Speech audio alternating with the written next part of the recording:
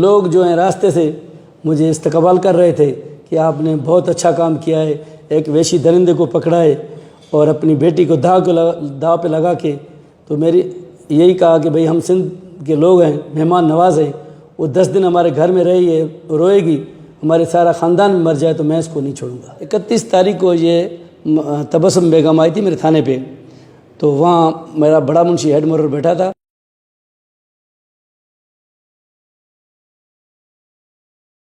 Investigation की पूछा कि बाबा क्या बात है। उसने बोला भाई मुझे एक बंदा लेके आया है, मेरे साथ ज्यादती भी की है और मेरी बच्ची भी छीनी है इन लोगों ने। मैंने बोला भाई इसके पास तुम्हारा कोई सबूत, कोई अता पता, कोई नंबर शंबर?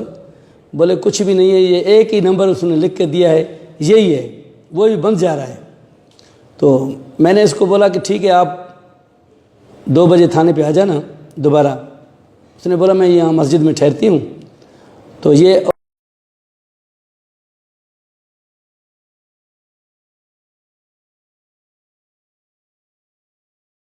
मुझे मस्जिद में भी सोने नहीं देते, मैं कहाँ जाऊँ, यहाँ मेरा घर भी नहीं है, तो मैं क्या कर सकती हूँ। मैंने बोला आप इधर थाने पे आ जाएं, मैं आता हूँ उधर। जैसे वो औरत आई मेरे से पहले, तो हेड मोहर्रर ने इसको बोला तुम उसी के घर चले जाओ, वही तुम्हारी मदद कर सकता है। एक सिपाही उसको साथ देकर उसने मेरे घर में भेज दिया औरत को। जब औरत मेरे घर में आई तो वो उधर रो रही थी। तो दोबारा मुझे बच्चों ने कॉल की कि भाई ये औरत आई है, एक रो रही है, इसके साथ बहुत जुल्म हुआ है। उसने पूरी हमें कहानी बता दी।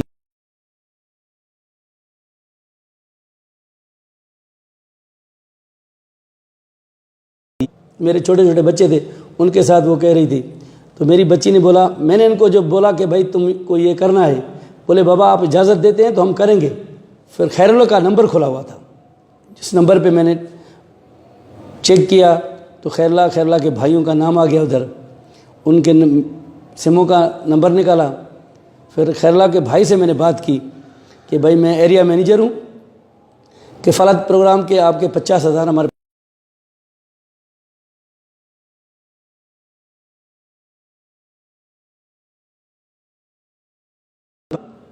1-2 दिन में आ जाऊंगा। मैंने 2 दिन उसकी वेट की। तो 2 दिन के बाद फिर मैंने उससे बात की। बोलता है ऐसे ही 25,000 तुम रखो, 25,000 हमारे को दो। मैंने बोला ऐसे नहीं होगा, आपकी थंब चाहिए, मुझे शनाख्ती कार्ड चाहिए। रखता तो मैं 50,000 रखता ना, तेरे को क्यों बोलता कि तुम ले जाओ। तो आप आ जाएं, आपकी सख्त ज़रूरत है हमें, जब भी आ जाएं, लेकिन जल्दी आ जाएं। मैंने बोला ये आ जाएगा तो मैं उस मंजिल तक पहुंच जाऊंगा, लेकिन वो नहीं आया। इस दौरान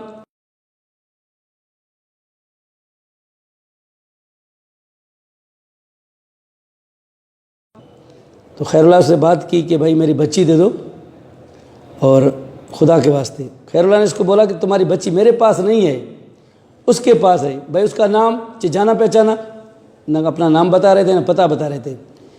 तो उसने बोला कि उसका नंबर तो बंद जा रहा है। औरत ने बोला, इसने बोला भाई नंबर मैं तेरे को देता हूँ, उसका नंबर ये खुला है। उसने मेरे को भी गाली दी है।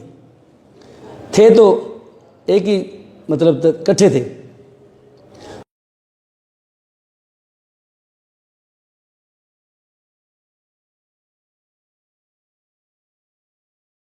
बात करवाई। मैंने बोला ये तो इकट्ठे बैठे हैं, एक बंदा नंबर देता है तो दूसरा बच्ची से बात करवाते, तो एक ही जगह पे है। तो मैंने बोला, बच्ची ने झटके में बोला मम्मी मुझसे बहुत इन्होंने ज़्यादती की है, मैं तो मर रही हूँ। तो इसको बच्ची को दोबारा इसने मारा। बोला ऐसे नहीं बोलो, बोलो मेरी तबीयत ख़राब है। तो मेरे बच्चे रो रहे थे, बोलते इतनी ज़्यादती की होगी तो ये बड़े जालिम है।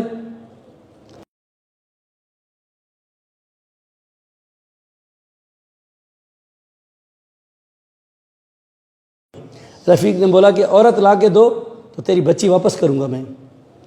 मैंने इसको बोला तुम बोलो कि 2-3 सब्र करो, 2-3 दिन, अभी मेरे से औरत तो मिलेगी नहीं, मैं कराची में हूँ। ये बोलता है मैं भी कराची में आया हूँ, जना में हूँ, तुम किधर हो, तेरी बच्ची को बोला मम्मी हम भी कराची में आए हुए हैं। इसने बोला मैं तो कराची में हूँ लेकिन आप तो मुझे नज़र नहीं आ रहे। तो उसने बोला जब तक औरत नहीं लाओगे बच्ची नहीं दूंगा, तेरे को भी मार दूंगा, तेरी बच्ची को भी।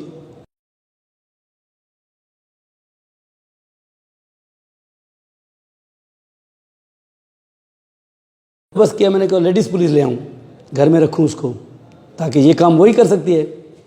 लेकिन लेडीज़ पुलिस मुझे नहीं मिली। बस मैं ये तय कर दिया कि बस अपनी बीवी से बात की। मैंने बोला ये तुम्हें कारनामा करना है।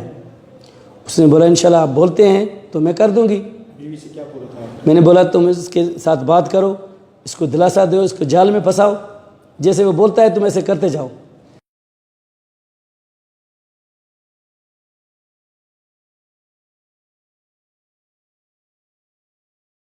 तो बहुत आपकी तारीफ़ कर रही है कि आप अच्छे आदमी हैं। उसने बोला ठीक है, उस औरत से बात कराओ मेरी। मेरी बीवी ने उससे बात की। बोलता है हेलो जानू, क्या हाल है, खुश हो, कैसे हो, कहाँ पे हो? मेरी औरत ने बोला कि मैं कराची में हूँ। उसने बोला ठीक है। तो दोबारा बंद करके फिर उसने रिंग कर दी दोबारा। बोलता है तुम अपना नंबर दे दो। मेरी बीवी ने बोला भाई नंबर तो मेरे पास नहीं, मैं तो गरीब हूँ, मोबाइल होती तो तेरे पास।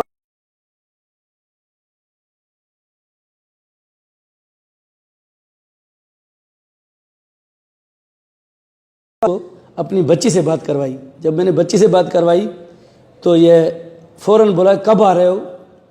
मेरी बच्ची ने बोला हम कहाँ हैं, मुझे तो पता ही नहीं है ना, आप बताएं, हम तो कराची में रहते हैं, ना आपका नाम का पता है ना एड्रेस का पता है, कहाँ पे आएँ, कैसे आएँ? बोले आप कैंट पे चले जाएं, वहाँ से मरी कोच में बैठे या डोमकी कोच में, वो आपको उतार देगी कश्मीर में या तो देरा मोड़ में, जहाँ भी आप उतरे। उन्होंने बोला हमने देखा नहीं है, आप उधर खड़े हो जाना, हम आ जाएंगे।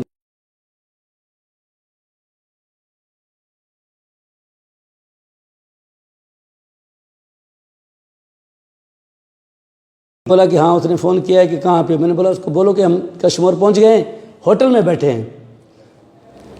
तो दोबारा उसने पूछा कि कौन से होटल में बैठे हैं? तो मैंने बोला उसको बोलो कि मरी कोच के साथ ही होटल है, हम उधर ही बैठे हैं। हम उधर बच्ची को बोला जल्दी आ जाओ। उस औरत के साथ मेरी बच्ची आ गई। जैसे बच्ची आई वो बैठे थे उधर, तो ये होटल में नहीं आया। मैंने समझा इसने मेरे को देख लिया है या कोई ऐसा चाल माल कर दिया है। फिर ये बोलता है कि सिटी,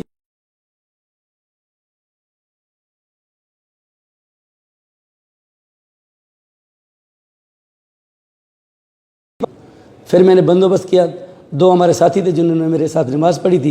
एक ए साहब शौकत मलिक था, एक कमरदीन संजरानी था, और दो और भी दोस्त आ गए बाद में, मेरा बेटा भी था।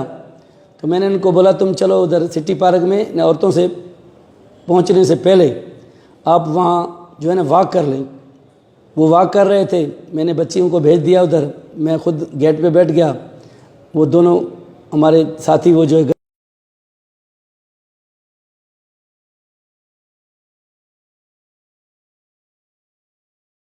और एक बंदे को भी बिठा दिया। तो मैं पिस्टल उठा रहा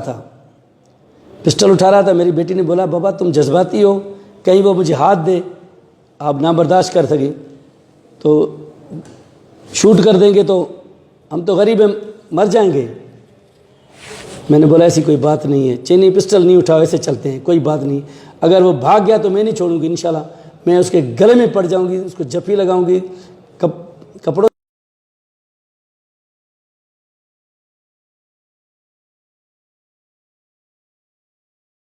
कि पुलिस तो नहीं है। फिर खैरुल्लाह जो था वो किसी होटल में बैठ गया, हमने उसको नहीं देखा। इसको उतार दिया, ये पैदल आ रहा था सिटी पार्क की तरफ। इसने फ़ोन किया उस औरत को, तो उसको बोला कि उस लड़की को दो फ़ोन। मेरी बेटी को उसने बोला कि तुम बाहर आ जाओ। मेरी बेटी ने बोला कि भाई हम बाहर आ जाएं, कैसे आ जाएं, हम तो तुमको जान पहचानते भी नहीं हैं, तो आप सिटी पार्क में अंदर आ जाए, हम बैठे हैं, अकेले ही बैठे हैं और तो कोई नहीं है, आप आएंगे हमसे मिल।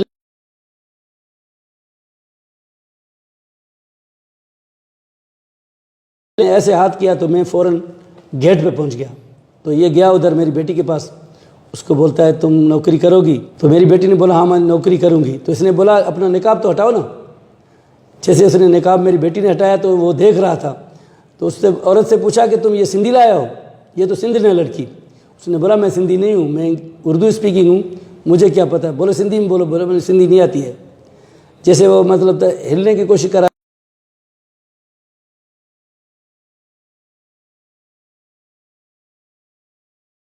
बोलते बच्ची सही मेरे पास तो नहीं है, खैरुल्लाह के पास है।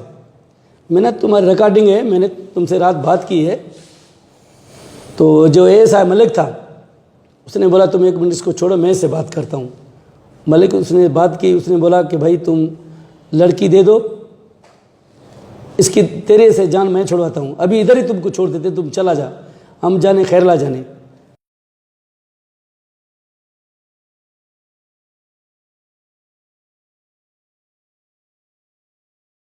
शनाख्त हो गई तो मोहम्मद रफ़ीक की, तो मैं उसको लॉकअप करके अपने SHO को बताया कि सही चलें उधर।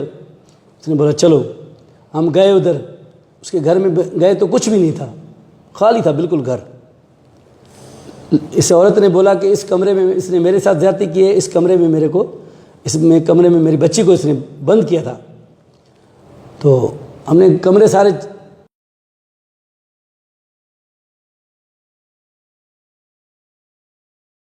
जिसमें वो बच्ची लपेटी हुई थी, तो वो बच्ची खौफ की वजह से हिली ना, तो हमने देखा कि यार इसमें क्या है। जब हमने उसको देखा तो उसमें बच्ची थी। उसने बोला यही मेरी बेटी है। फिर मैं उस बच्ची को ले आया हूँ अस्पताल में, वहाँ उसकी ट्रीटमेंट हुई, फिर उन्होंने रेफ़र किया, मैं लड़का ने ले आया, लड़का ने भी मैं उसके साथ था। सबसे पहले मेरा SP साहब का फ़ोन आया,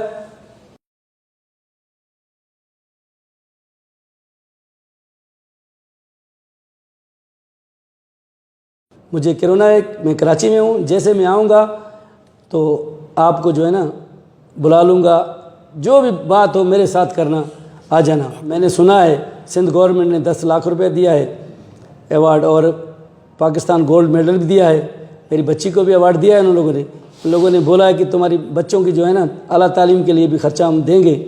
मैं यही कहता हूँ कि सिंध पुलिस अच्छी है, लोग हमें गलत निगाहों से देखते हैं, हम बहुत अच्छे हैं।